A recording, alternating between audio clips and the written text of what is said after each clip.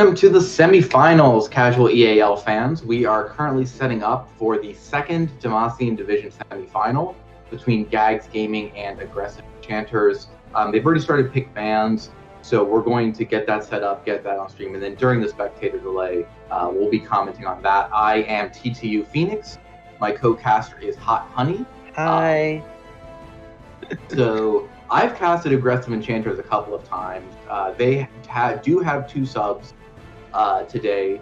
They're from their normal lineup. Volcron Gaming will be playing in the top, Stud Nugget in mid, and Autumn Gamer in support. But they are subbing jungle and ADC. They have, let me pull up their names. Marista Matic is subbing in the ADC role, and Monte Carlo Method is subbing in the. And then on Gags Gaming side, I believe they have their full roster, which is the Bossly Beast in top, Dragona Cant in jungle, Flagon in mid, Teak in ADC, and Groavia in.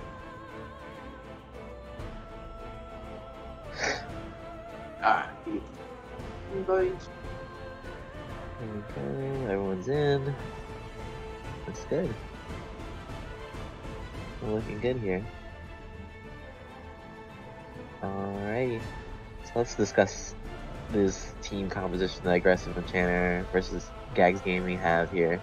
Yep. So it looks like Ornn top, Echo Jungle, Galio mid, Knowledge Ezreal bot versus Yorick top, Zach Jungle, Vigar mid, Morgana Caitlyn bot. Looks pretty good from both sides. So one thing I noticed looking at it is Volcron Aggressive Enchanters has played Yorick before. I've seen him play. I mean, he did had a very strong performance in that. Up until the Yorick pick, it looked like both teams were really opting into hard 5v5 team fight. Galio, Ornn, Nautilus is tremendous tank frontline and CC chain for Gags Gaming. Zach for the engage on Aggressive Enchanter side, and Donna and Vagar for the follow-up CC, and Vagar and Morgana are both really good at denying engages. I think the Yorick pick is interesting because having been practicing Yorick, he really doesn't fight that well. He needs ghouls ready, especially he needs his ult ready, and the Maiden has a very long cooldown, and he doesn't have a lot of CC either to peel or engage outside of like a lucky cage, and both Echo and Ezreal can get out of the cage. So I feel like Aggressive Enchanters might be kind of caught in an awkward position where Yorick might be forced into team fighting where he really doesn't excel against a really strong Gags Gaming team fight lineup if he's not ahead enough to split push. But if he is ahead enough to split push, then it could be really powerful because the counter engage from Aggressive Enchanters means that it will be hard for them to Gags Gaming to start a fight, and then Yorick's just going to be taking towers sideline. I feel like Yorick was their last pick after all, and Yorick was a weird mix. He essentially has like another cage like Vigar, but it's a little different. A little smaller. Yeah, a little smaller, and he'll walk through it like himself and his teammates, and the enemy will get stuck into it. But he also he does have a pretty solid matchup into Ornn. Ornn will beat him in the early game, but once he gets to his mid games, Yorick gets to his mid game spike with Triforce. The sheer amount of percent damage and just like steady damage he has out of ghouls and Maiden will deal with Ornn. And while Ornn can headbutt Yorick's wall, which destroys it and knocks it up, Yorick can also use that to deny escape. Because if you put Ornn into the cage, he has to use his knock-up to break it, in which case he's just walking away, or he has to try to auto-attack the wall down, then dash away. And so that interaction can really favor both sides, depending on who's being the aggressor. This is true. Though I haven't seen that many Yoricks at all in my league career, even before the reworked Yorick. But yeah, I mean, his passive really needs to be on point though for him to be really effective. Where he has his ghouls and his Eulogy of the Isles come up as well. So yeah, he's really the E Morning Mist. He's really dependent on hitting that because the Mistwalkers, the little ghouls, they're pretty dumb. They'll just attack whatever's closest to them, and so without hitting the E, you're not going to get much out of them. The Maiden at least is hard. Looking at the the summoner spells, we have double TPs on both teams, top and mids both taking TP. Groavia on Nautilus took Ignite, but Morgana on Gamer took the Exhaust, which makes me think that Caitlyn Morgana is a really strong lane, so they may not feel, just at the last second switch to the Ignite. So they are going to be looking, potentially try to get kill pressure here. Morgana and Caitlyn is really strong because the root guarantees the trap, guarantees the headshot, guarantees the tilt over Peacemaker. Having played against that, I've had moments where I'm just like, do I need cleanse? Do I need to take cleanse here? Because it feels so bad to get caught in that. All right. Guess I'll die. I do like the exhaust though. The exhaust got buffed this patch, didn't it? Yeah, an extra half second. Oh, half second, okay. Yeah, it was 2.5 and now 3.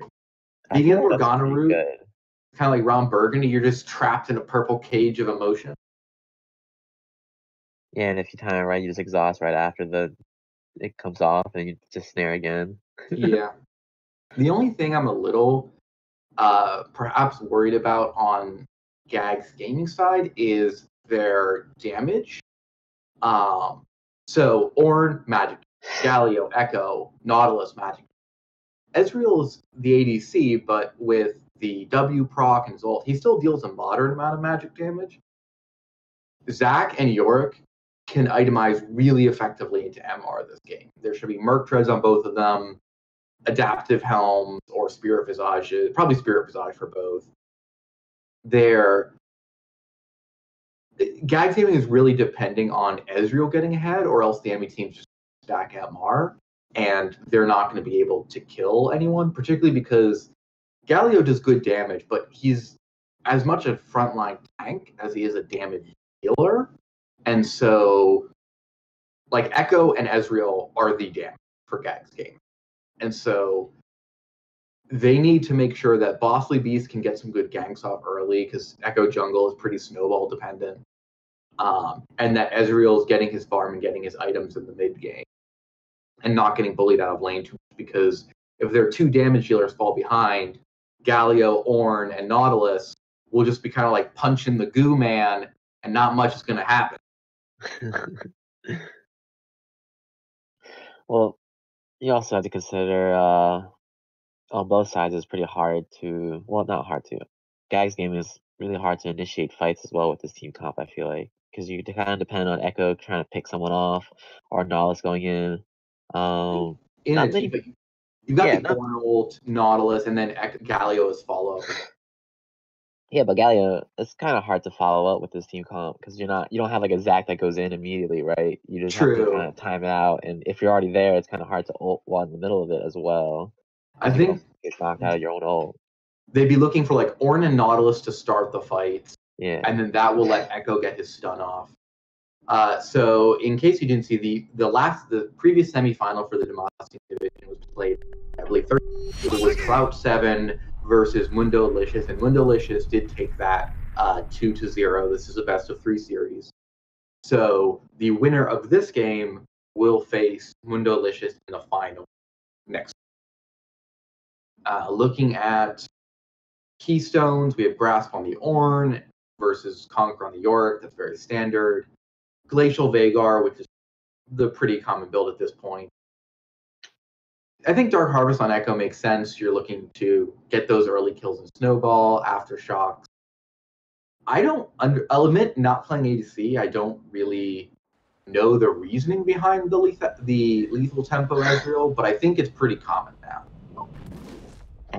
I think, actually, I'm not too sure. I don't play lethal tempo Ezreal either.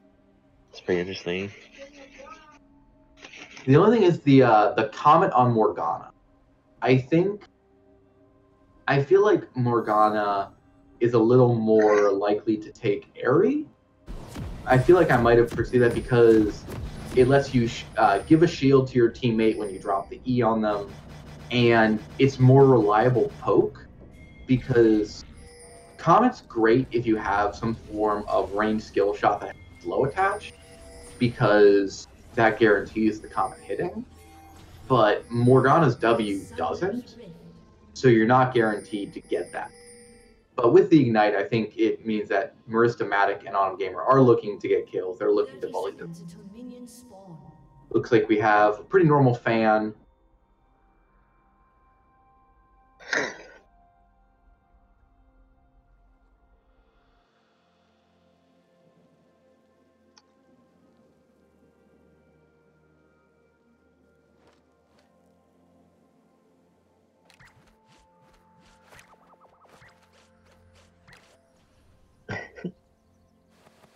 Minions have spawned. Nice.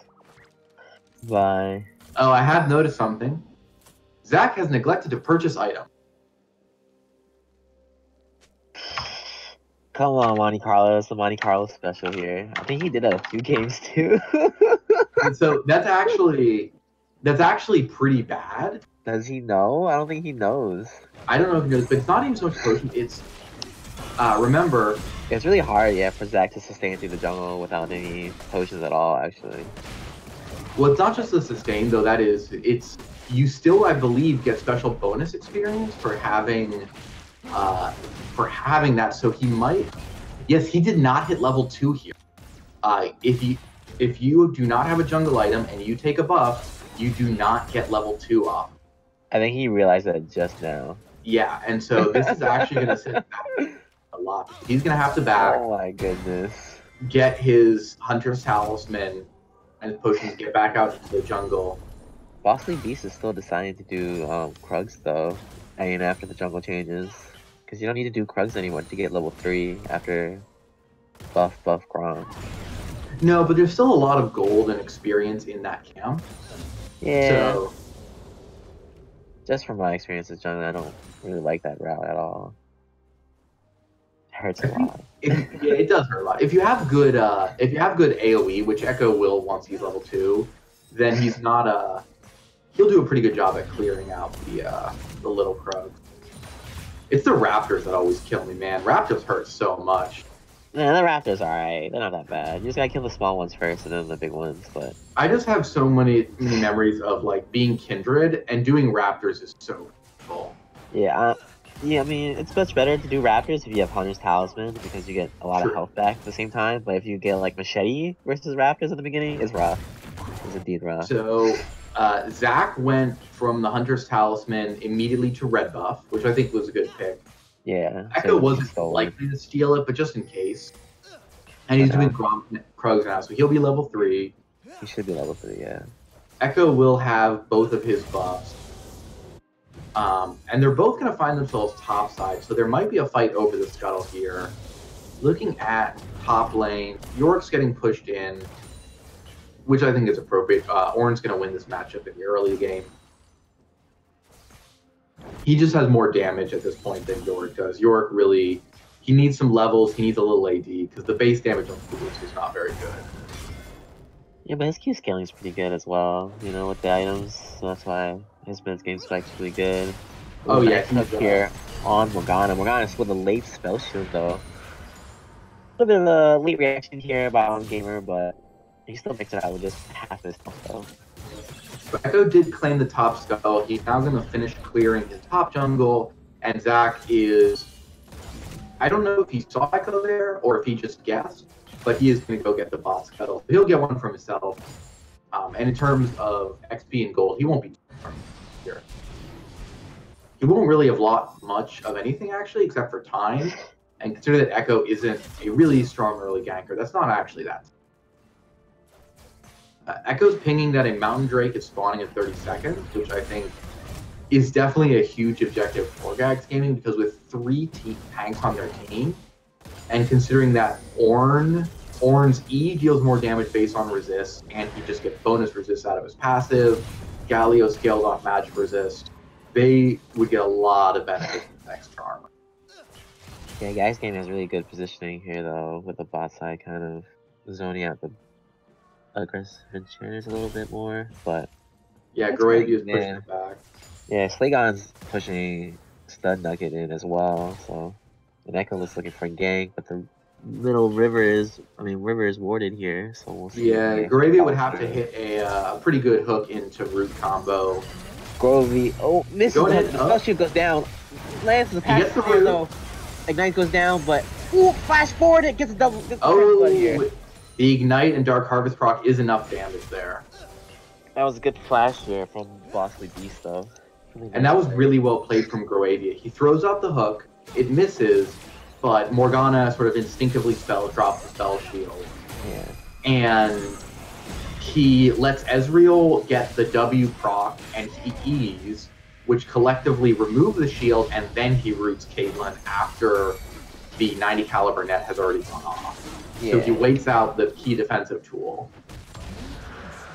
Gravy was able to land his auto stun right there afterwards, which is pretty good. And they get as a caster I used to listen to one called the Stuff After the Stuff. They win the fight, they get first blood and a dragon. So Mountain Drag goes down. What's the next drag? Cloud.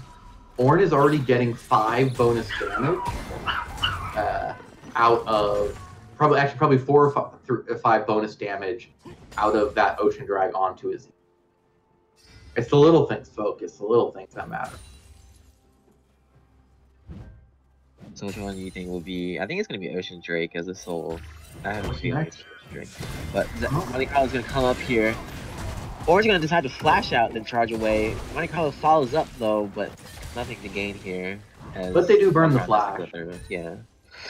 And there's almost a 15 CS lead on Volcron's part. He's gonna be. He's 300 gold ahead of Ornn. It's so hard to CS with Ornn. I played an Ornn game yesterday and I was like, man, this is tough. I like CSing on Ornn because, like, especially when I'm pushing a wave and there's no one around, QWE to break the wave is so fun and the sound effects are so great that I sometimes have to remind myself not to do it because I'm like, look, if your E's down and an enemy comes, they're going to be in trouble. Yeah.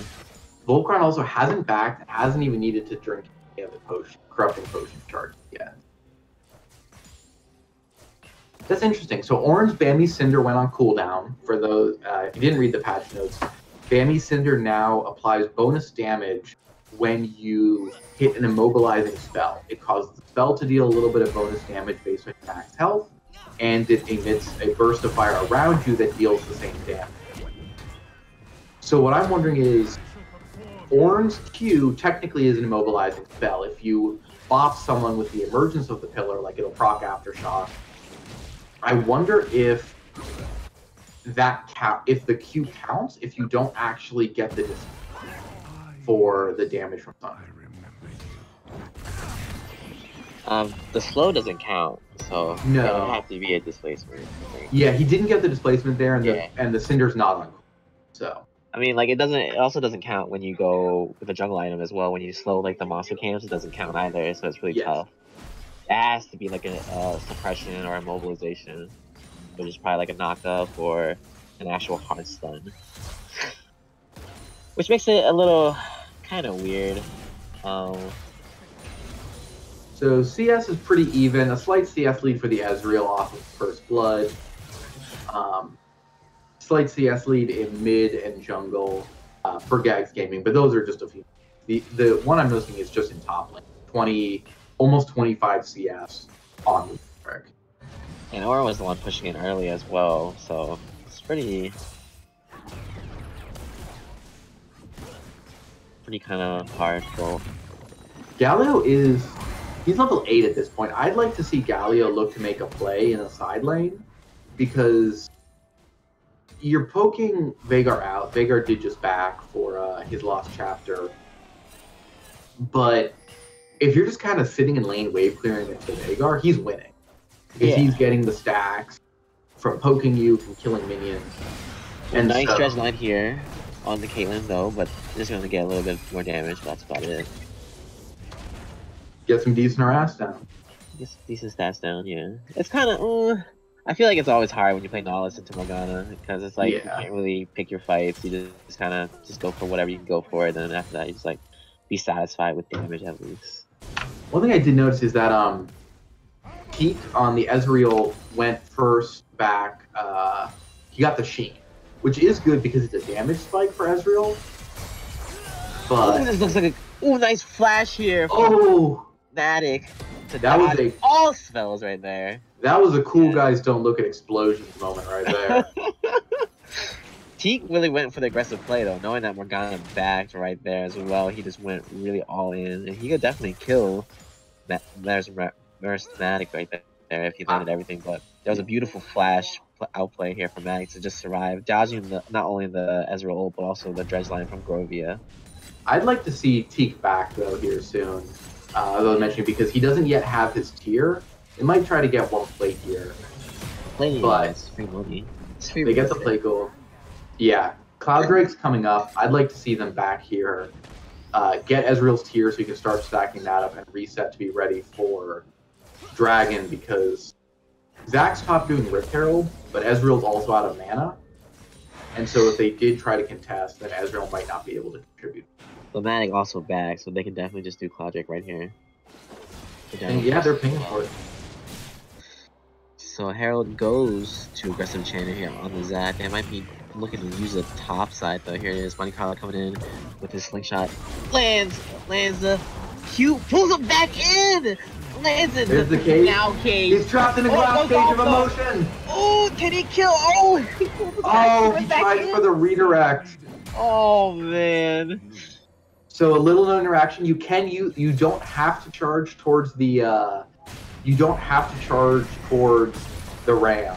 He could have tried to use that to escape, but I think he was just kind of thinking, well, I'm probably dead. If I get the knockup, maybe I can trade back a little bit. But they're going to lose top tower here, I think. So aggressive Enchanters, they have lost the first two dragons, but they do get another objective in the form of a kill and first tower. And that's really going to set the Yorick up just to split push freely.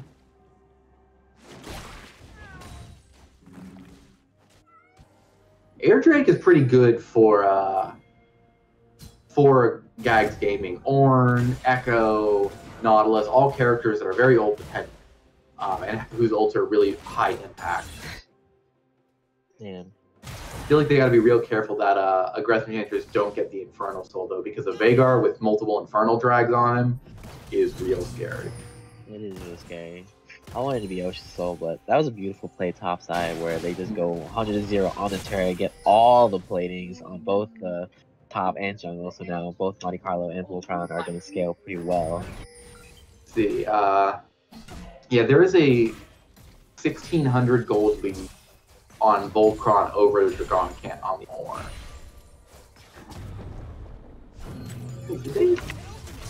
Did they roll swap? I thought, oh yeah, the Bossy Beast is listed on their roster as top, so maybe they at some point during the season changed roles and I wasn't. Alright. Galio is... So they've lane swapped Galio up to top. And they've sent the Ornn to mid, and I'm not sure I like it because Galio's ult is long range, but it does have a maximum range. And so from top lane, he's only going to really be able to ult to mid or like top river. Okay, they're switching back. And he doesn't have the itemization necessarily to go against the Yorick. What they need to do is they need to bring Echo top and have him smite the Maiden. If you're fighting a Yorick, you need your jungler to come top and smite them, because the amount of damage she does and the amount of damage she enables Yorick to do,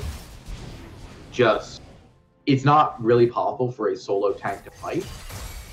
And they won't be able to kill the Maiden, and then Yorick can just back and heal the Maiden up if she gets low.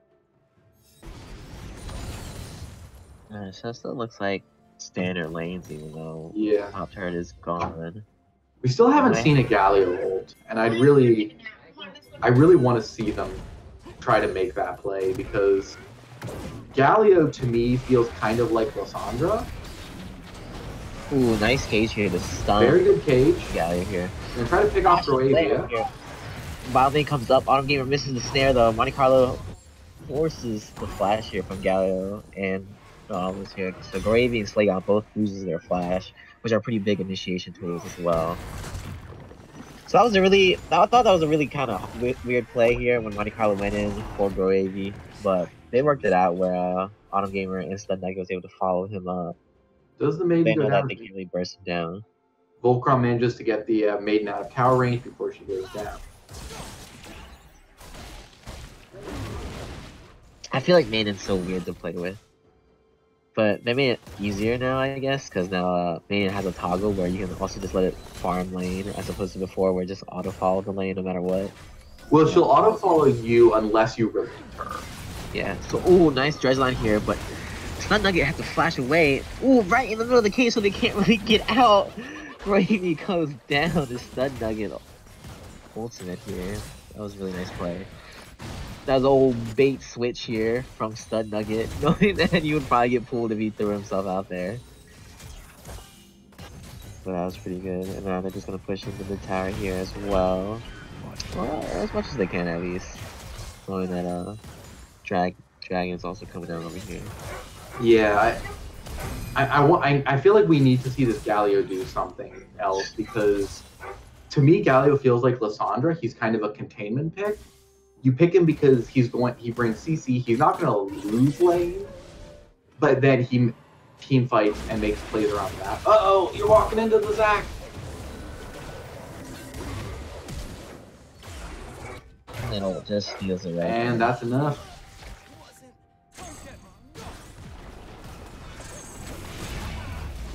Monte Carlo's just going to blob his way out of there.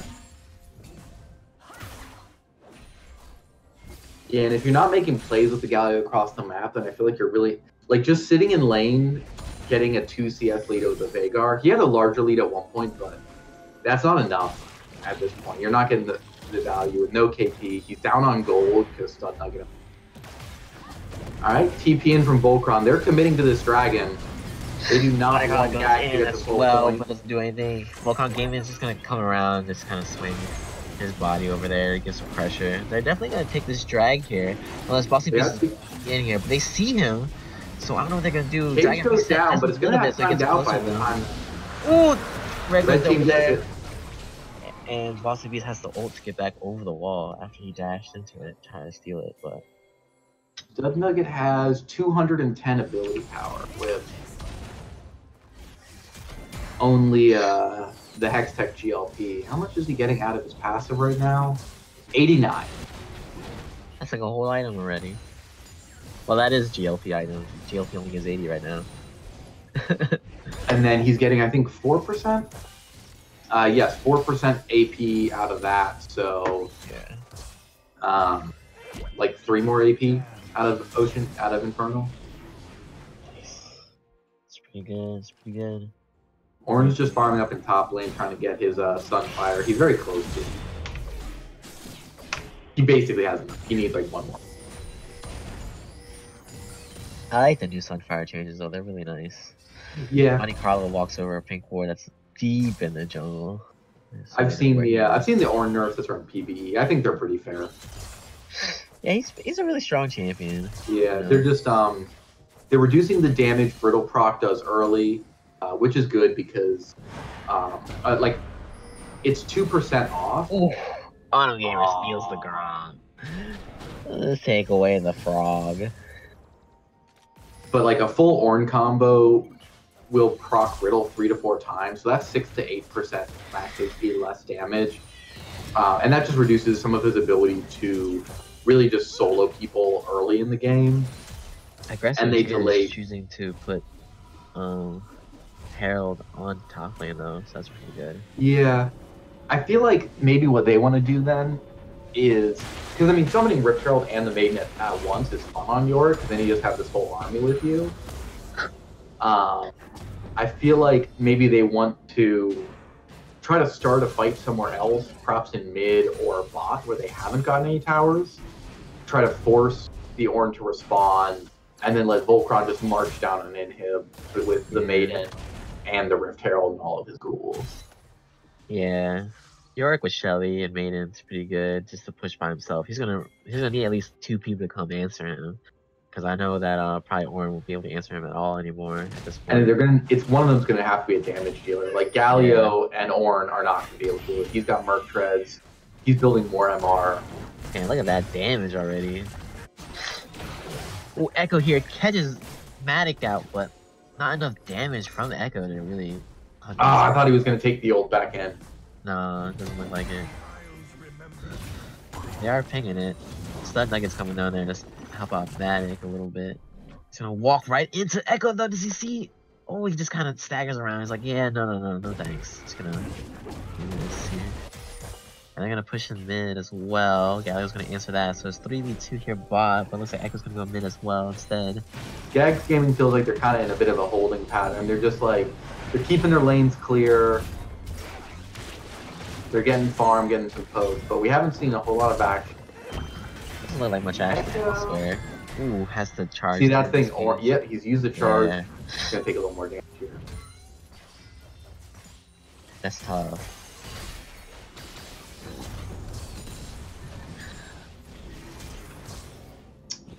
Ezreal, what's that? 419 of 750.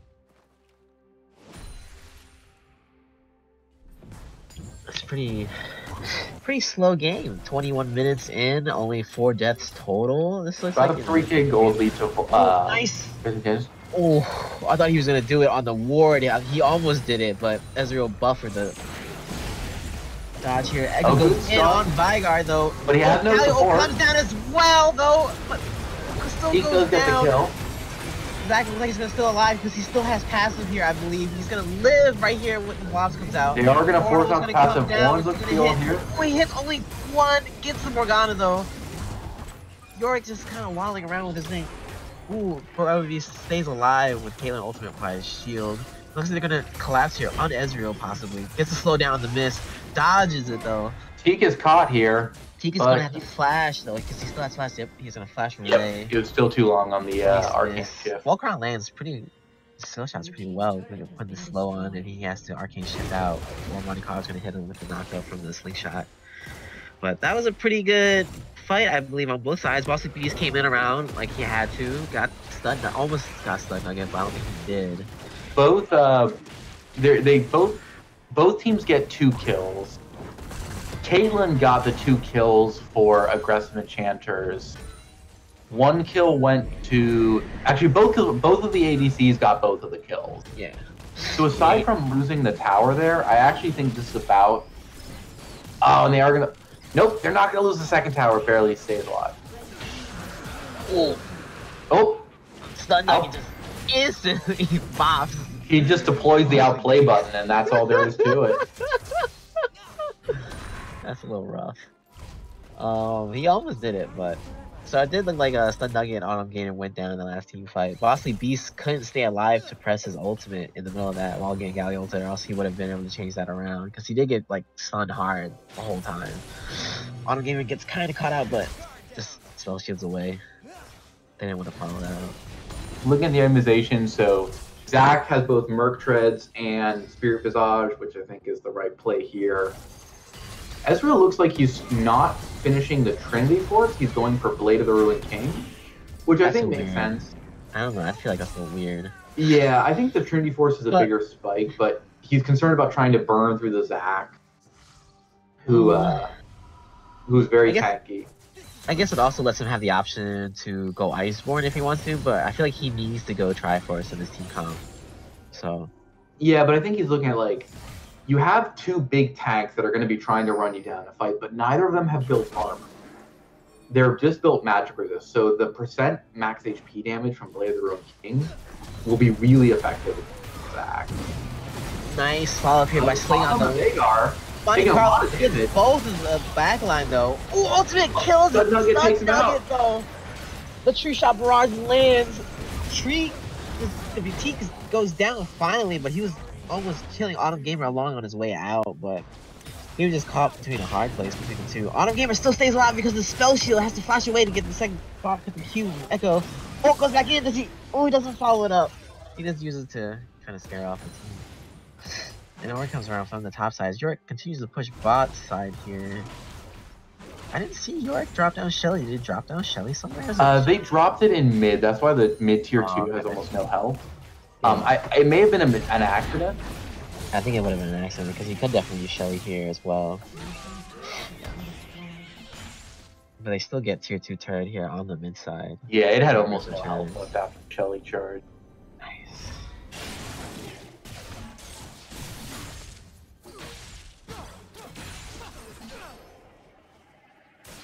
Oh man. Deathcat finally finishes on Stud Nugget here though, so yeah, he has a really good power surge right here. Yeah, he's getting let's see, He gets 136 AP out of that. Because they have 2 Infernals. He's at 500 ability power at 2 items. That's very, very threatening. His ult deals up to 1259 against enemies below 30% health. I'm not even sure Ornn. Let's see, if Ornn was below that amount, Ornn has 2811, so he would be at like 900. And he has how much MR? So he would cut that in half, so he would like just survive Big Earl if he was at like 1/3 health. But I'm pretty sure no one else would. Yeah. I forget. Also, Teak went lethal tempo, so his autos with Blade King is gonna even scale even harder. Yep, there is the force. You know what I'd like to see? I think Morgana is probably working on I think that'd be is Ardent Sensor. I wouldn't mind seeing a Fiends on Holy Grail here from Autumn Gamer, because you're dishing out a lot of poke on Morgana, charge it up.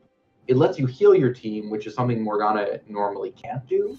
So you're bringing more sustain to your squishies, and it's going to give you a little bit of MR against the, as we've already mentioned, a really magic. So I feel like after the Ardent Sensor, that would be an item with a lot of value. But it might just be redemption. That's also a solid. Dragon is also coming up in a minute. We might see the Athene's Unholy Grail though. That's a pretty good point. Caitlyn doesn't have an Infinity Edge yet. She went the Storm Razor build for more early pick potential and early power.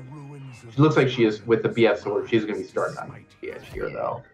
But I'd say I think Ezreal's probably a little stronger than her at this point, with the Bork, the Manamune, and the Sheen.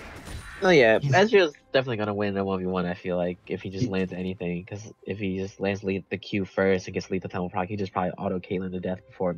He's also it just transformed. He just got the Muramana, so this is the point where Ezreal is. He's quite strong, and I think that this fight, a lot of this fight for this third dragon, will be determined on which ADC can sort of free fire without coming under threat. So it looks like it started up by Draconic Hand's gonna teleport in here though. He's gonna teleport behind with the team though, so he's not gonna. He needs to call the horn right now. Ooh, ultimate goes down. Red team steals the third. Oh, but he hits the Vagar cage. Ooh, Echo goes in, kills. Oh, can't get the ult off.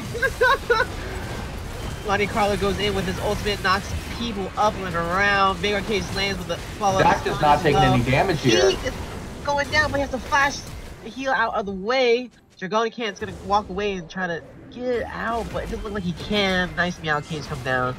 Teak is also fighting his heart out. Teak against the world here. Oh, if he had queued the Morgana, he would have made it, but he gets hit by the both by himself almost. If he hadn't gotten hit by the net there, Caitlyn wouldn't have had the headshot, and he probably could have killed Morgana, gotten the Triumph proc, and then tried to turn it on Caitlyn. Teak is really trying to play his heart out here. He really, he's in that 1v3 right there. He really wants this win right here. He's putting Gags on his back here. Yeah, he's feeling himself. I'm not feeling it. Now he's finally working on the Triforce. He bought Phage. But I don't know if it might be a little too late. See, I actually think you're right with the Triforce versus the Bork. That was probably a fight that he wins if he has Triforce and not Blade in the room. Yeah. The percent. Oh, sorry, it's current HP damage. The percent current HP damage against a low health Caitlyn Morgana is not very much, whereas doubling the Sheen proc damage would have been very powerful. Yeah, Alright, it is redemption for Morgana. Especially Teak's positioning has been really aggressive, and he really goes against those squishies more than just being in front of the tanks. Mm-hmm. It's because he really likes to dive for that backline, so I feel like if he had that, he would have done a bit more damage to the squishies and just really KO'd them. But he did misplay a little bit at the Dragon Pit fight there. Zach's picked up the Dead Man, starting on another magic resist item. I'd guess Adaptive Helm.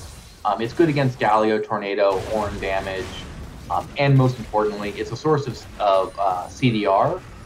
And a lot of tank. One of the things that's tough for Zach is that a lot of tank items that give CDR build out a Glacial Shroud and come with mana. And so, ooh, that looked like it hit. If I Nautilus's animations or his visual animation for his dredge line is so misleading because that looked like it just went on the tip of that dredge line, but it did not. And, like, it looks so fat sometimes, but sometimes it's not, and it's like, ugh. So one thing to note is that Ornn has upgraded both of his items, and he now has upgrades ready for his team. But none of his team's really in a position to make good use of them. Echo, Galio, and Nautilus don't have items that can be upgraded. Yeah, I was gonna say, like, they don't have any upgrade items. He could upgrade the Blade of the Ruin King for Ezreal, but Ezreal probably wants that. Yeah, you want the Triforce. So he's going to be waiting until Ezreal finishes that. So he's not getting that gold value yet. He's not at all, yeah. Which was the whole point, which is kind of like half the point why you get Ornn, actually. Yeah, people talk about, alright, they're talking Ornn, but Baron it is... goes down to red side from Monte Carlo, secures it. Dresden goes down here on Autumn Gamer, but doesn't go through. Looks like they still want to fight, but they don't. They don't. Aggressive Enchanters, they're just bailing out. Yeah. The Baron, they're good to go. People talk about Ornn and they're like, you know, oh, he gets all this free gold for his team. And as I was watching the LEC and as the catcher stated it, yes, but that means that that gold is built into his power budget. If he didn't have those upgrades, he'd have something else somewhere. And so it's really, the way to think about Ornn is he's a champion with certain really huge spikes around his upgraded item. And so if he's not giving those out, he's not getting that gold value. Yeah. He's not reaching his maximum potential.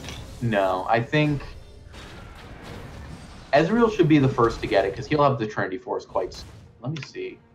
He's got almost 1,400 in pocket. He'll back for it right here. But he's still missing a little bit. Like, you probably get it after the swing. Well, it's 333 plus Stinger, which is 1,100. So he'll get it here. Down here. But Echo's working on. He just purchased Lichbane, so it'll be until he finishes Zanya's. Galio's building what I'm going to guess is a Leandri's Torment, and that's not upgradable. So there it is. There's the upgrade for the Ezreal. Yeah. Oh, look at that! Beautiful. Just a little bit of everything across the board. More attack speed, more AD, more health, more mana. I think Nautilus is also building Adaptive Helm, which makes sense. But I wouldn't mind seeing an Aegis of the Legion. Or sorry, Lock of the Iron Solari would build that Aegis. There's the... that's the Infernal Soul. And man. Goes down right away. This is kind of the worst case scenario for Gags here in that there's 4 Infernal Drags on a Veigar. Veigar's getting almost 200 ability power out of his death cap. He's got 750. He hasn't even sure about that. Man, that's nasty. Working on 60% more AP. Ugh. And then the explosion damage. Yeah. Oh, they want to start a fight here. Oh, goes down. Oh, stop! Oh, he doesn't get it off. 20 Carlo comes in, just stops him. Very well played. Very well played. Oh, Nautilus gets stunned though from the last remnants of the cage. This is not looking good for Gags Gaming. As Aggressive Enchant looks like they're just going to steamroll right here with the Baron on Infernal Soul. This should just be a cleanup from. This is definitely a cleanup here. From Aggressive Enchanters. This is the part where you're like, all right, guys, what do we need to ban next game? Here it is. Oh, they can't get anything. Echo looks like it's gonna let Galio. Oh, nothing but the air. Galio goes down right here. Most likely because of the cage. Flagon really putting these Veigar cages down correctly. And Yorick's just tanking the front lines a little bit. They're whittling down Gags Gaming, but their death timers is still kind of low enough that they come back one by one. Oh, snare lands. Echo goes down before he can ult away. Zach's gonna go into passive mode here as well. Get out. He's gonna get out. Ooh, nice snare again on the Nautilus to follow. I mean, for the Ornn. Oh, Ornn just walks right into the cage. Vygar almost kills Teak though, but doesn't. There's just too much stuff walking down this Nexus. And that looks like first game here, 2 aggressive enchanters. Man. So what the lesson here is, folks, is that if you play Zac and you don't buy items, 100% win rate. I don't want to see any no Hunter's Talisman Zacs in my game. You understand?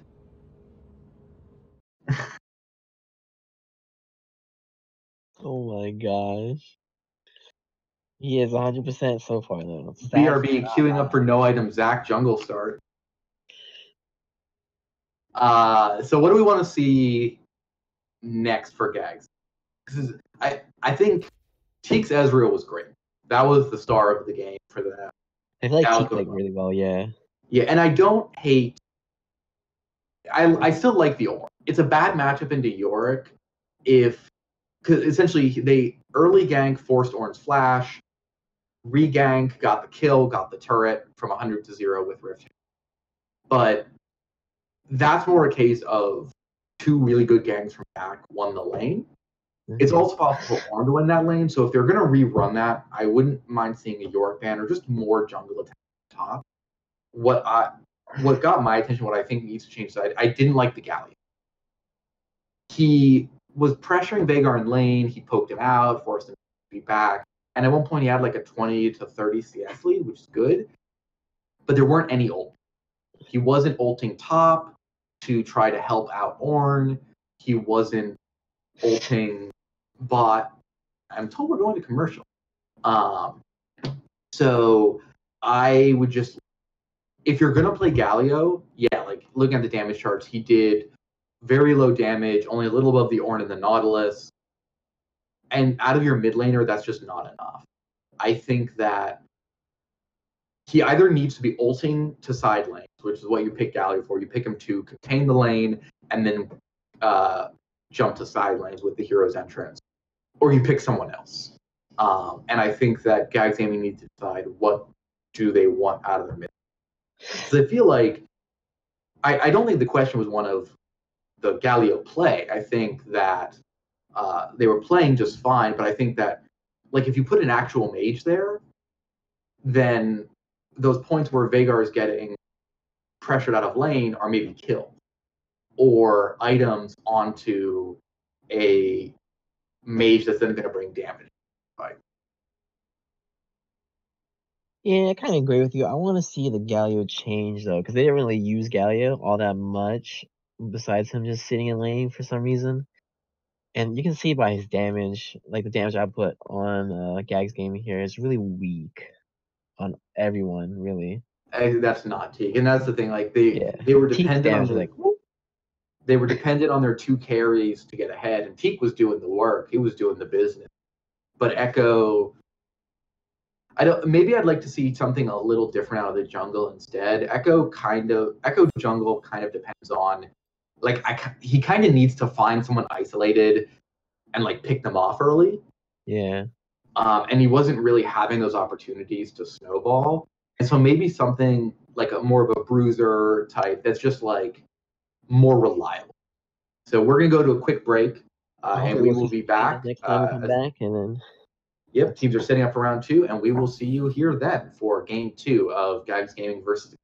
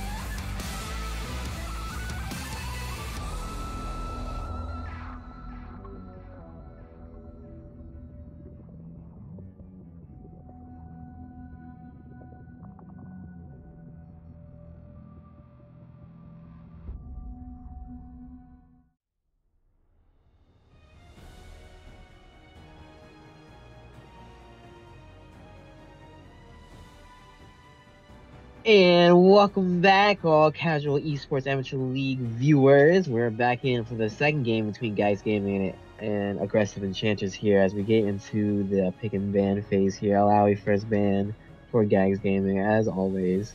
Aggressive Enchanters will lose 2 of their bans this game because they are running with subs, and due to rank differences, they do lose their first 2 bans. Aggressive Enchanters won game 1. This is a best of 3 series, so they are 1 game away from clinching their spot to the finals. Gags Gaming need to win this game, and then if they do, then it becomes a best of 1. That's always the way I've heard it put when you're in a tough series is if you're down to the last game, it's a best of 1. It's not about the previous games. It's not about what happened up now. It's just 1 game. So they switch up. They banned the Zac this time. In the first game, they banned Urgot, Alawi, and Azir, but the Zac didn't die at any point during the last game, itemized very well defensively, and just brought like great engage out of nowhere, couldn't be killed. I once heard Zac described as once you max your E, the game becomes a horror movie for the other team, because wherever there's darkness, this blob man just comes out and goes, ooga booga booga booga.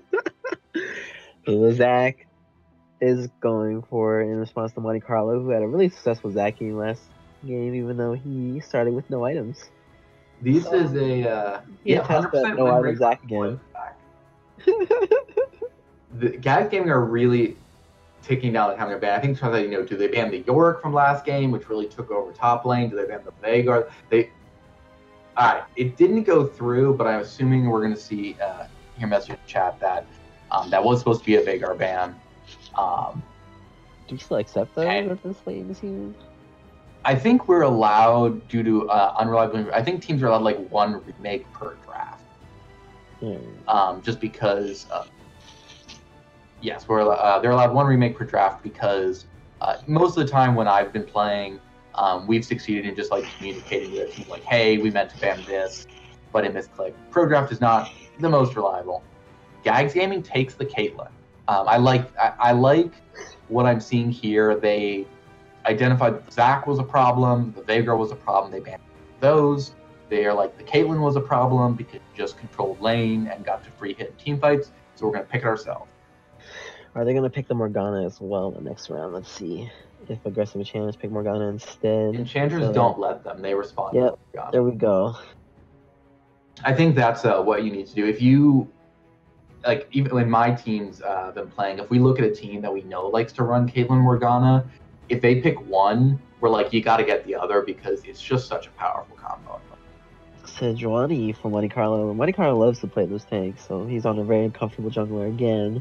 Did you see the LEC plays D&D video that the LEC released?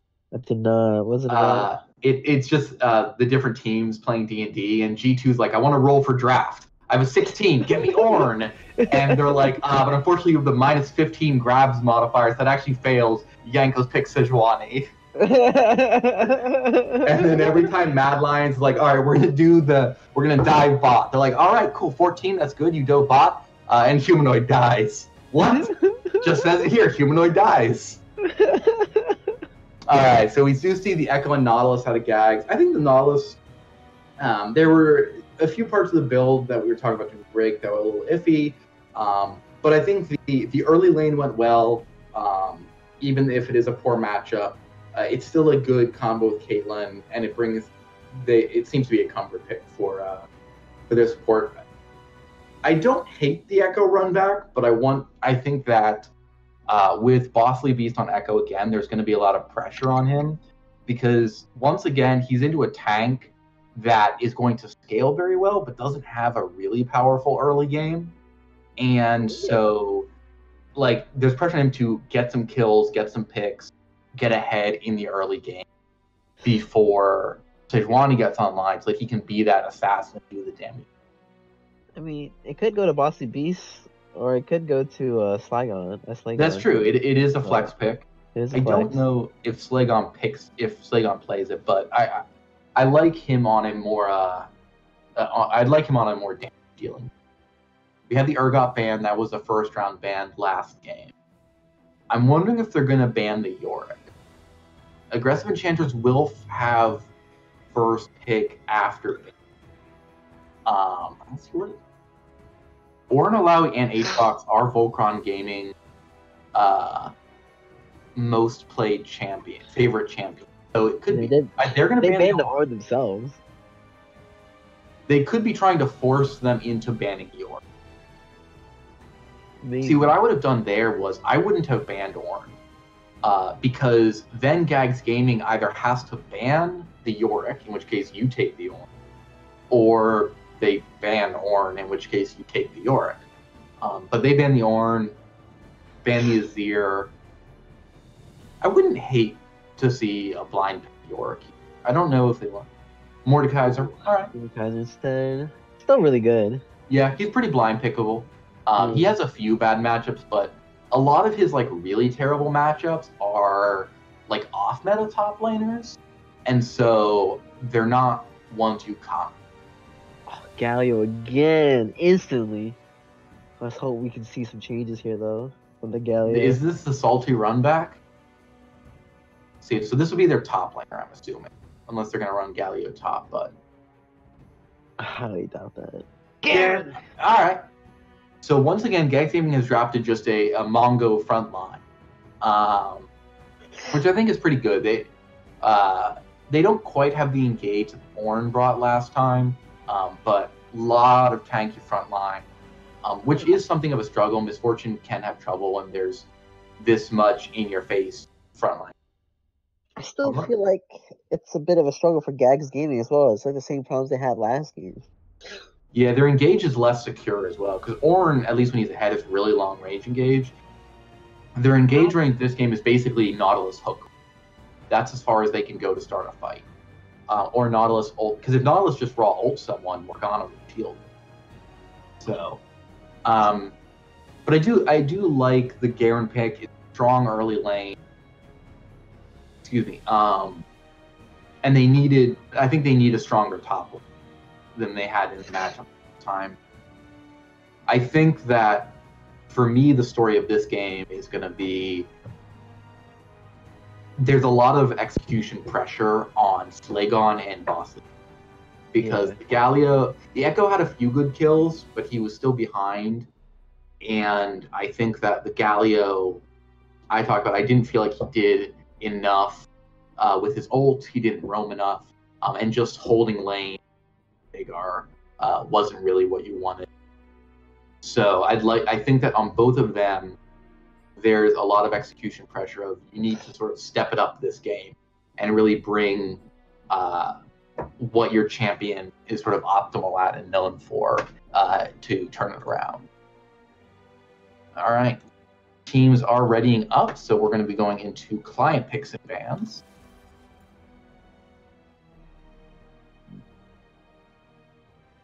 I feel like it's even worse now for Boston Beast because they have Malzahar. Because if they even see him go in, like from the backline like he did last game, Malzahar's just going to ult him and it's just going to kill him right there. Because he can't get out of it, they can't do anything.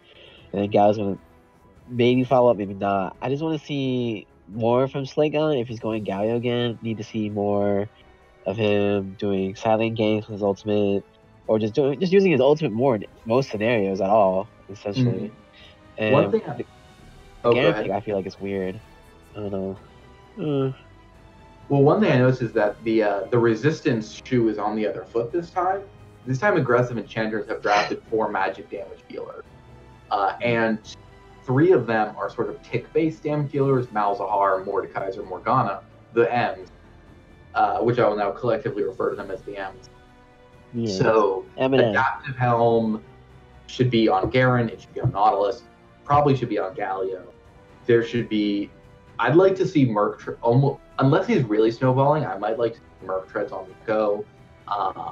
Probably a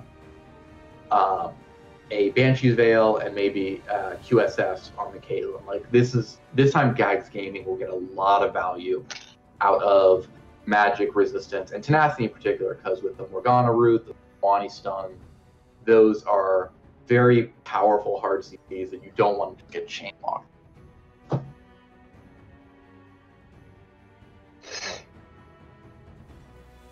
It's gonna be Interesting. Will's Monte Carlo method bring out the no item Sejuani. Not get level 2 after The his first forbidden up. technique. Will he go 100% with no item start? Ladies and gentlemen, let's find out. I think it was in one of the early games I cast. A Malphite jungle bought a Dark Seal before leaving base. He returned it for the Hunter's Talisman, but I wanted him to go Dark Seal first item. I don't know, man. That sounds really hard to do. Yeah, I do not recommend. In my professional advice as a doctor, I don't recommend.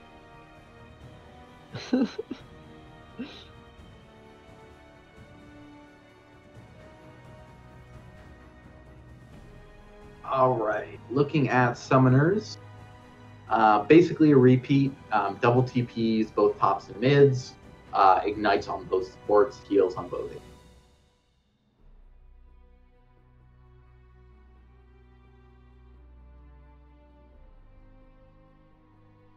And now we wait. So, wonder if we're gonna see any keystone changes. Garen and Mord, I'd expect would both go Conqueror. Sejuani should roll Aftershock. I think Malzahar usually goes Airy, just for the guaranteed poke. let me see. Misfortune is gonna. I feel like Misfortune is always an interesting AD carry because she doesn't really build traditionally what other AD carries build at all. Yeah, though there has been the rise of a more traditional build where you max W, and you build like standard crit items. And the rationale I heard for it was that double up is good, but you don't get that much damage per level on double up. And after lane phase, you're not getting a lot of like the really big kill the first target, bounce to the second. And so leveling W gives you more damage because it increases the attack speed. Yeah, the W is like a huge attack speed steroid. I think it's almost as good as Tristana's steroid. Maybe a little bit better. Let me choose Tristana. It's less overall attack speed from Tristana, but Stret gives you movement speed as well, which is like really good as well. Mm-hmm. So it's only 10% less at max level. So that's pretty insane in my opinion. Oh wait, no. Oh wait, no. It's just it's just moves. It's just never mind. I'm just reading stuff wrong. So, Autumn Gamer still on the Morgana Misfortune. I feel like Morgana Misfortune is really good too. Caitlyn Knowles is also good. Anything with the hard CC is really good with Caitlyn. I feel like because of the traps, it's really good. So we'll probably see a better laning phase for Gags Gaming a little bit, but we'll see. Yeah, Morgana Misfortune is still also pretty strong, but it's not. I feel like quite as dominant as Caitlyn Mord. That's just always because gonna be top tier. Just by the kit itself, unless the kit changes, then I don't think that's gonna ever change. Echo versus Sejuani, Garen versus Mordekaiser. I think one of the issues going to face here is that like if they build right, Galio, Garen, and hopefully Nautilus should be tanky enough that if they get Mal's ulted, they'll live. And Caitlyn can build Quicksilver Sash into Mercurial Scimitar, but Echo, unless he wants to have a dead item, isn't going to go QSS. So he doesn't really have a way out of the Malzahar ult.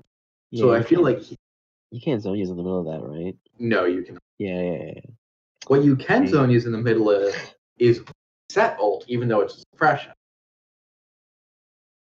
The damage from set ult is not actually dealt until a brief delay after you land. And so it's possible for someone to Zonya's the damage from getting grabbed, which annoys me when. I'm like, if I'm suplexing you, you should take the damage.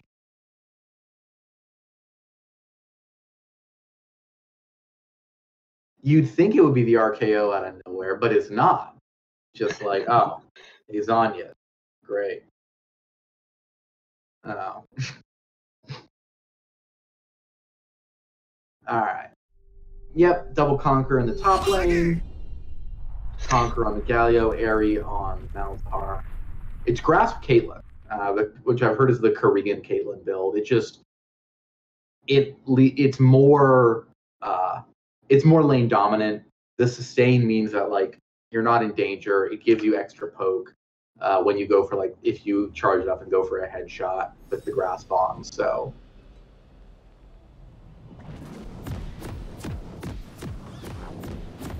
that's where like the 4D ring started, was the Korean build too. I feel like a lot of the Korean builds that come out are just like very lane dominant. So. All right, here we go. Probably looking at a standard 5 points. Both teams did so last game. I don't know if either of them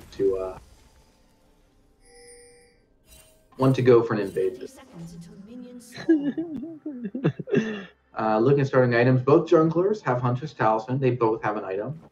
Oh no! Doran's Shield, D-Ring, yeah, great matchup across the board. I do prefer the Relic Shield on Nautilus over the Steel Shoulder Guards. I see a lot of people go. Just, you have AP scaling. Use them. Minions have spawned.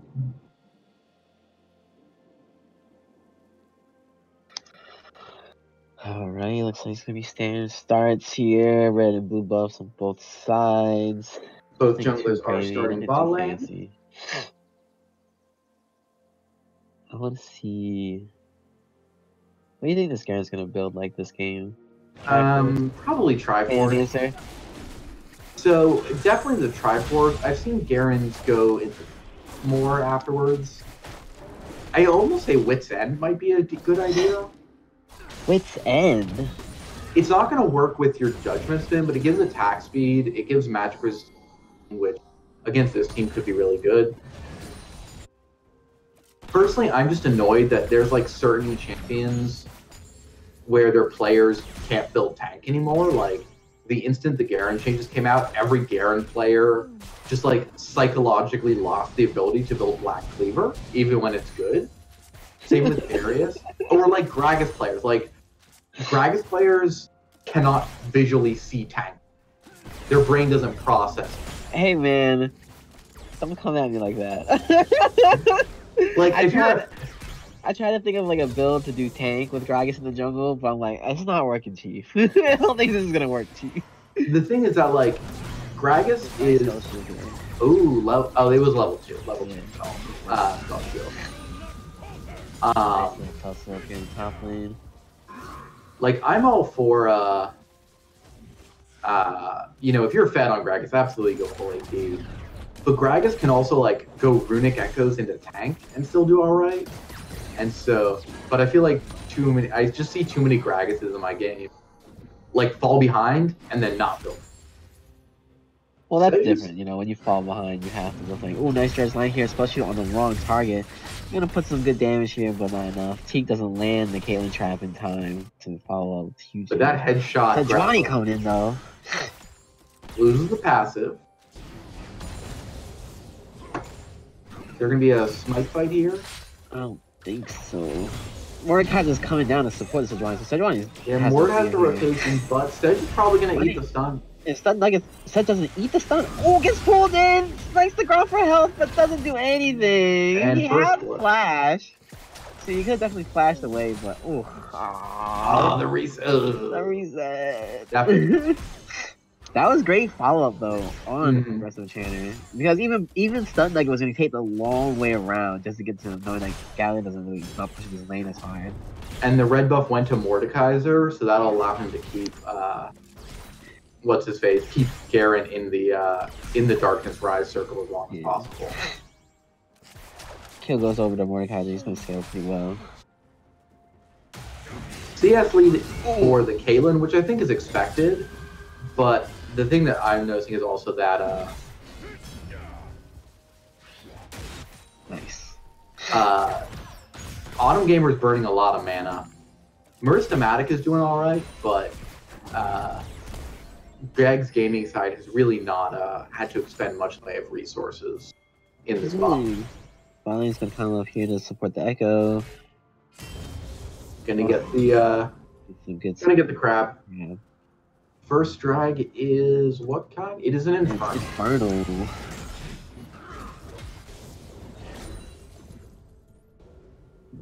So no Inferno for late game. No Inferno Soul. Echo, this is very risky. He's been discovered. He's gonna go the long way. Does he have he's about to have his blink up. Oh, nice.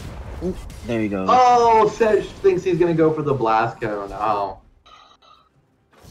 That would have been cool if it knocked him out. The dash over to the wall still. That had to happen sometimes. It's really funny to use the plants when you play like Rengar and you jump from the bush onto it. It just looks hilarious. And you just bounce back immediately. Yeah. It's even funnier when you see someone going for it and then you hit them and you both go back together to the same spot. It's very fun. So it looks like Caitlin's gonna continue to get a lead over Misfortune. Misfortune's not having the great because greatest lady. Voltron Gaming is level 6. He could look to take him into the death round here, but Dragona Kent gets under tower. Yeah. Dragona Kent does need to be careful here because with his shield on cooldown, is it on cooldown? Yeah, for 10 more seconds. It's a pretty long cooldown. If he eats another grab Q combo, Mord could take him into the death realm and just get back to kill. Even under tower, he should be able to, because he still has flash to bail out if he needs it. Oh, I love it when that combo lands. EQ. Oh, it's so satisfying. It's so satisfying. The sound design on Mordekaiser is very good.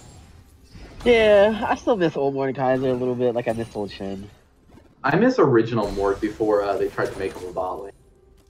Yeah. Because you used to just like Riven was so satisfying because you just E her over and over. And she didn't have good system back then, so. Alright, Garen's back. First drag gonna go over. Gags Gaming once again showing more attentiveness to the early objectives. Last game, they got a first blood and immediately took Dragon. This game, either they knew or suspected Sedge was topside, and they pick up the Infernal. Yeah, they also got 2 drags last game, but they lost Next all up drags afterwards. Is an air drag. Soul or Earth? I feel like I'm gonna go with Earth. Yeah, I'm guessing like Earth. We should make a pool. You know how like they have the that like best analyst thing on the LCS cast? We should do that with all the best casters. Well, for guessing drag. Yeah. You should probably keep a tally of that. Alright, since you said Earth, I might change it to Ocean actually. Thinking about the team comps, there's not the pokey on both teams, I feel like. I feel like Ocean would probably be the go-to. Because they're just gonna keep brawling out in team fights and just gonna heal back up. Slagon has 1,700 gold in his pocket. He's level 6, a little low on mana. I'd like to see him.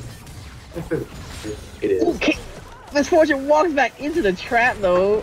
That does not land, but Sejuani comes in. You have to flash away. Ooh, double up ultimate on the Caitlyn. Are they gonna give it away? Yes, they give it away. Matic really needed that kill. He's starting to fall behind so hard in CS right there. If you see the lead, it was like 9, then it went up to 10, then it kept going up and up and up. It's almost 20 now at this rate. It's about 10 CS, and he's going to get some free farm time here. But even though the flash from Caitlyn was very good to get out of the Misfortune ultimate, out of the bullet time, but Sejuani still had Glacial Prison available, so just hit the ult. Yeah, Monte Carlo really is putting a lot of pressure on ganking as well, which is really great. I haven't seen much of Bossy Beast helping out any lane so far. So his presence in the jungle has been pretty lackluster. Mord should take him into the death realm here. Wait. Is he gonna... Press R! Doesn't Send need it. doesn't need it. Looks like he's not going to the Shadow Realm, Jimbo. You should have done it though earlier. Yeah. Just Something to that is hugely satisfying that you can do is, oh no, here's where you should use it. Nope. It's gonna walk away. It's gonna walk. Echo's gonna be like, no. Echo's not level 6. If he gets hit by a grab here, he'd be up. It is up. Doesn't want to do it either. No. You can kill people with Mord by ulting them, because you steal 10% of their max health when you use it. So they essentially just take 10% max health true damage. So if they're under 10%, you go to the Shadow Realm and then just immediately come out because they die. Still keeping the Echo low. Monte Carlo sneaking in that blue buff. Cat Burglar escapes in the night. And gonna take Scuttle away. So Echo is still level 5. Yeah, 20 in the CS game. down. Like, that's real rough. On a champion that needs to snowball, you don't... I feel his pain. Yeah, you don't have your Runic Echoes. Sejuani's got her Cinder Hulk and her Boots 1. I've been in that same situation, to be honest. Yeah, I feel like this isn't looking great for guys. Like, obviously, there's a lot of game minutes to play, and their bot lane still got the edge. About a 15 CS lead for the Caveman. But some of the champs they needed to get ahead are not ahead. And Galio still has not yet ulted. It's and like he's 20 CS Aaron down. is gonna go for Triforce here. Bought 2 daggers and a health Ruby Crystal. Going Merc Treads first, as usual. I feel like top lane, if you don't go like tier 2 boots right away, I feel like it's kind of harder to play. Because of how long top lanes... Ooh, that was a fat double up. Nice. Because of how long top lane is, the extra movement speed over your opponent can really make a difference. You know, it's just so beneficial to have tier 2 boots, right? Whether it's Merc Treads or Ninja Tabby. Like if you go against an AD top lane, you have Ninja Tabby, you reduce so much damage in just these small trades. And you do over and over again. And it's just like, I feel like that's like gonna become a standard now where you get just tier 2 boots as your first item no matter what. It depends. Certain top laners, Ninja Tabby is key against. Like if you're up against a Tryndamere, Yeah. Ninja Tabby is huge. Some AD top laners, like if I was up against a Jace, I'd rather get like a Chain Vest because he's mostly more like ability based, and so just the raw armor out of Chain Vest help you a little better. Yeah. They're just duking it out Echo, over here. 2 levels yeah. above Echo though. Ult's right here. He's gonna have to ult backwards behind them.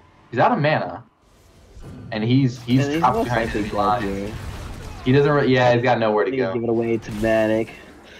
Damn it! I don't know why Bossy Beast thinks he has to invade here. Why can't he just?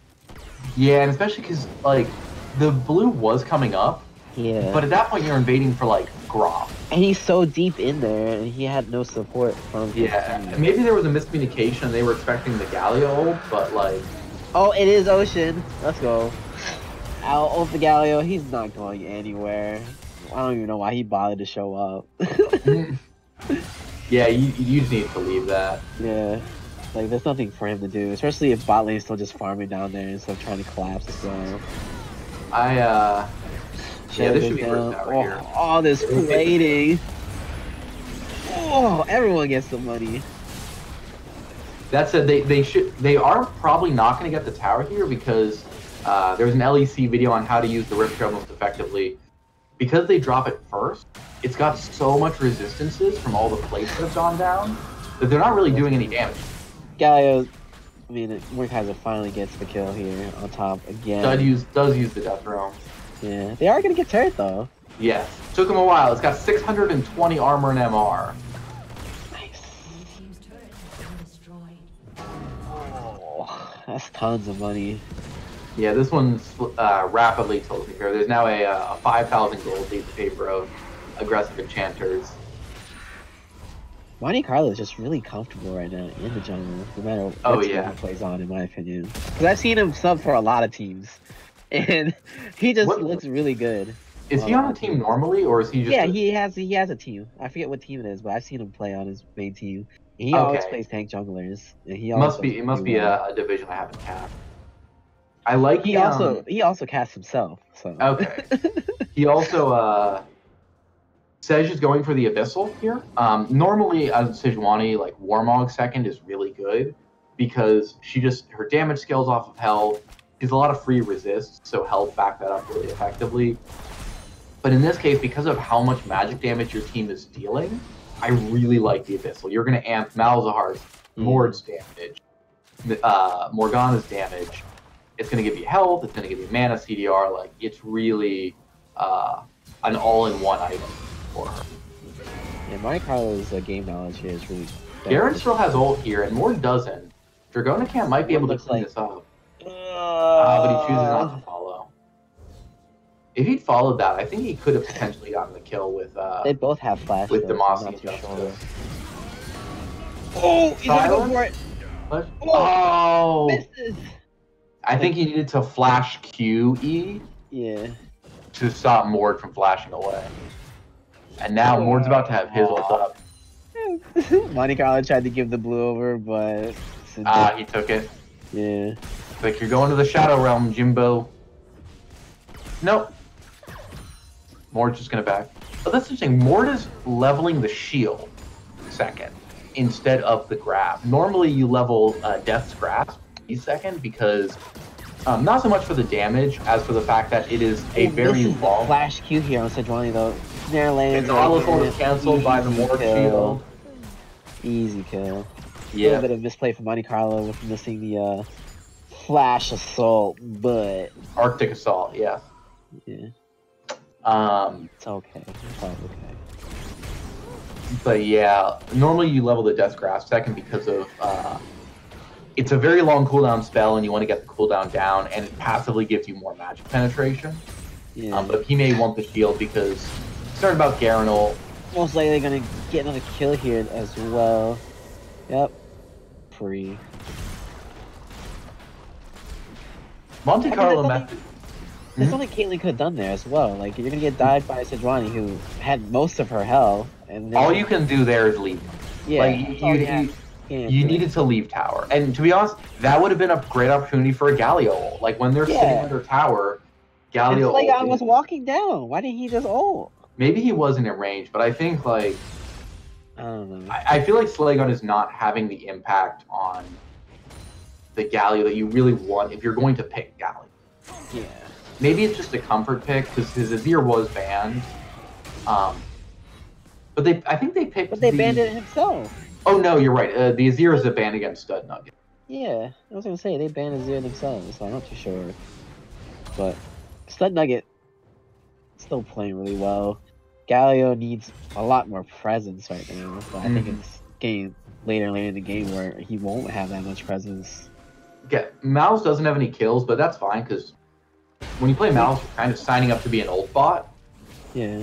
And like all your other damage dealers doing great. Oh, Spell Shield stops most of the things that are happening over the Hearts of Sea. Dreslane does not land. Stun misses. Sejuani's gonna come up here. Galio ults down. It's gonna hit just Sejuani though. They're gonna go in here on Misfortune. Misfortune does not go down yet. They're still chasing for it. Ult goes down. Sejuani goes down finally to the Oh, Misfortune gets the kill on the backside. Down. Go to the Shadow Realm, Jimbo. But goes down to the Silent Strike from Garen. Our game is going to go down as well. July's losing the spin to win as Garen just... Can he run out? I don't think... It just turned. No, the tower's up. Tower's up. He's gonna, yeah, he's just going to eat it. That's a whole ace already for 5 for 3 here for aggressive Enchanters. That was like... Echo was so close, but I think the heal out of Misfortune managed to keep her alive just long enough. Yeah. Garen, it's not all terrible for Gags. Garen got 2 kills there, which is gonna... At least he's Triforce now. Yeah, he's still down 1,300 gold to Mordekaiser, but it's not as bad, and he's got his core item. They picked up a couple of assists there. I do miss old Mordekaiser with the pet dragon. Yeah, you see, like, that was one of those things that sounded great, but man, was Dragon AI terrible. It was so bad. It was so bad. It was so bad. Because, like, other so ghosts, you could tell them to attack stuff, but it still had Dragon AI, so it would still just attack whatever was closest. Like, that thing would just get, like, bogged down by whatever random minion walked up to it, and it was just awful.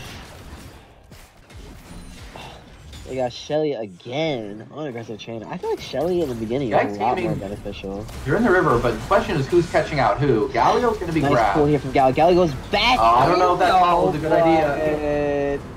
Mordekaiser, I mean, CC on top of CC chain. Right here. Mordekaiser saves. They're all going in. Echo's out.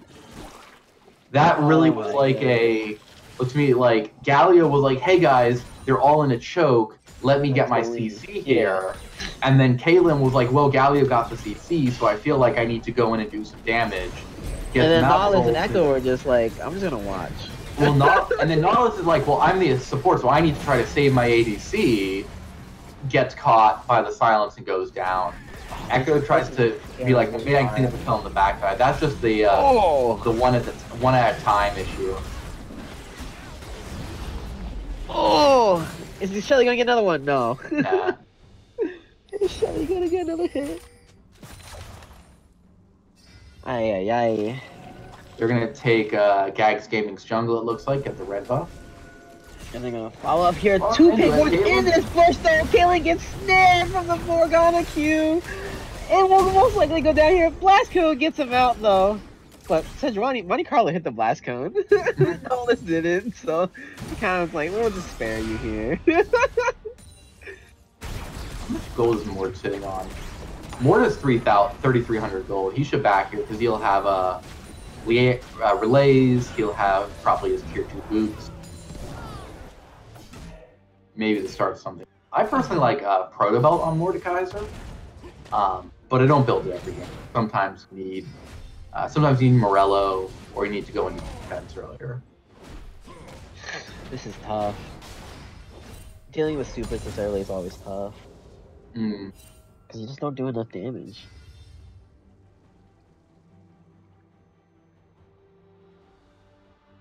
See, I always wonder with supers whether it's better to kill, because the super minion buffs the other minions with it. I'm always wondering, like, is it better to kill all of the little minions so that your minions then kind of mob up on the super and maybe take it down, or is it better just to take out the super because it's buffing all the little guys? I guess it depends on, like, if you're a champ with more single target, you go for the super. Otherwise, you get the Ooh, flash forward here from the Garen though.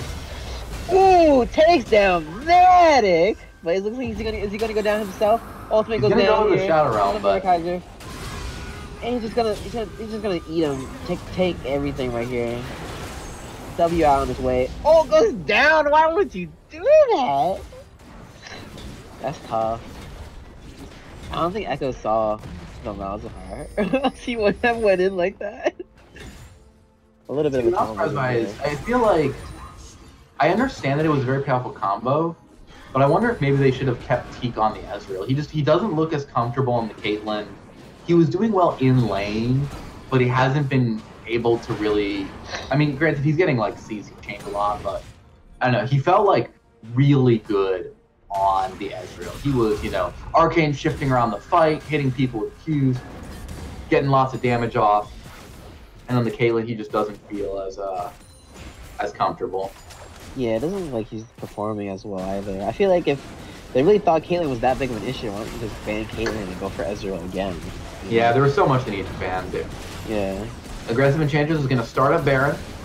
I think they're just going to take it here, as Drag also comes up in 20 seconds, but no one's ready for Drag.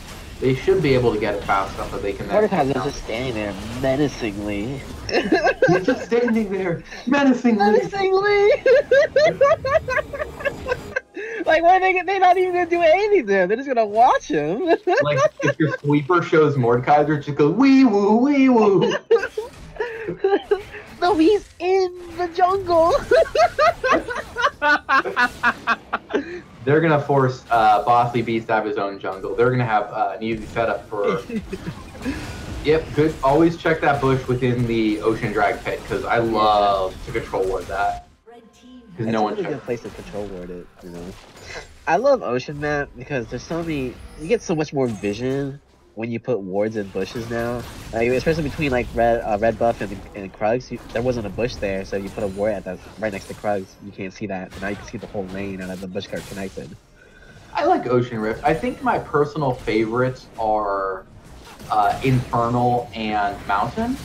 Because I feel like Mountain Rift is nice. I like Mountain because I feel like it really opens up opportunities for like you can like surprise people from behind the pillars, get wall stuns, like if you're. And also you have to ward a lot more on Mountain Rift because like the structure just changes the view so hard on wards. Oh, Echo's gonna be grabbed here. He's probably going down. Here, ultimate goes in. Oh, bullet time does not secure any of the kills there, but just makes them so low they have to run away. What are they gonna do here? It's hard to find a way for Gags gaming themselves to come back. I could have seen you have 2 items. Mid lane doesn't have 2 items. Garen's not really tanky enough to truly frontline here. And it looks like he's going for Stags here for second item, but it doesn't look like he's gonna finish it in time either. Yeah, no one can kill the Lord. He's building towards I think that's Spanish. Because you don't need a blasting wand for Hourglass. Look at that tingle damage on the board. Yeah, because they're only physical damage dealer. Nasty. That's a bonk. That's the only physical damage dealer aside from Garen is the Caitlyn. She's behind, or doesn't really need a lot of armor. This is just. Oh man, this is painful. Just gonna ult the Echo just for fun, I guess. Doesn't follow up. Caitlyn looks like he's trying to kill. Mord's gonna ult Nautilus to secure himself to not die. Garen goes in though, he's gonna have to flash away. Sejuani ults to Garen to pull down, but ults Sejuani almost to death. Echo's gonna try to follow up here, kill down. But Sejuani's just still here. Oh!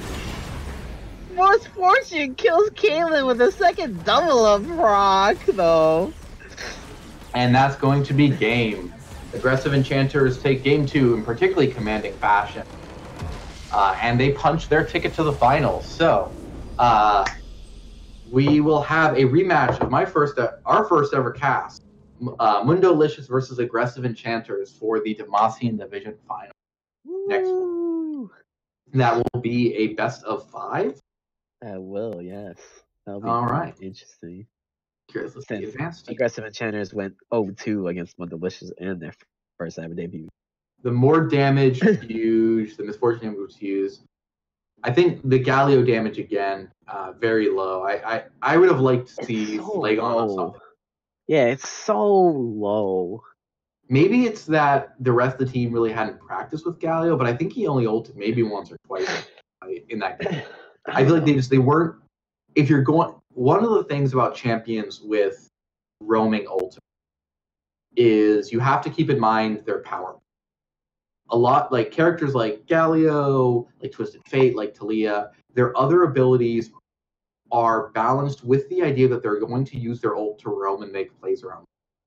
And so if you're going to play a roaming champion, the onus is on you to really make use of that, because otherwise all that intangible value in the ult is not there. And remember that Galio ult doesn't even give damage reduction anymore, so it's not even like a channel where it's like, okay, I'm going to try to save my carry. You're using it as a gap closer and a CC/damage ability. And if you're not going to do that, all you're really doing is being a kind of tanky wave clear guy. And so I feel like maybe the rest of the team didn't. Maybe they hadn't practiced with using Galio.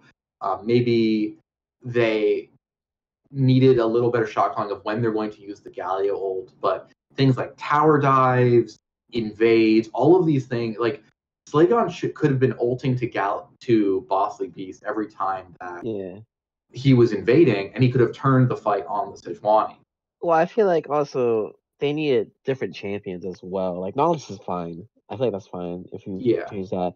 But I feel like if you want Echo again, you probably could change the Echo to Jarvan. That'd be a lot better, in my opinion. Like if it goes Jarvan, EQ ult, and then Galio ult on top of that, be much easier. Or Hecarim even. If Hecarim's ults in, ult on top of Galio. It needs like some form of like hard gap closer. not just Yeah. Echo dash in, because at least that way, even if Jarvan misses, he's still in there, right? Yeah, Echo and can't also miss because he has to auto attack them. If he can never get in range to auto attack with the buff E, he'll just never go in. with Jarvan, you also have the option that you can build kind of tanky. Yeah. If you're like, if you just want to be a CC bot, you can go Cinder Hulk.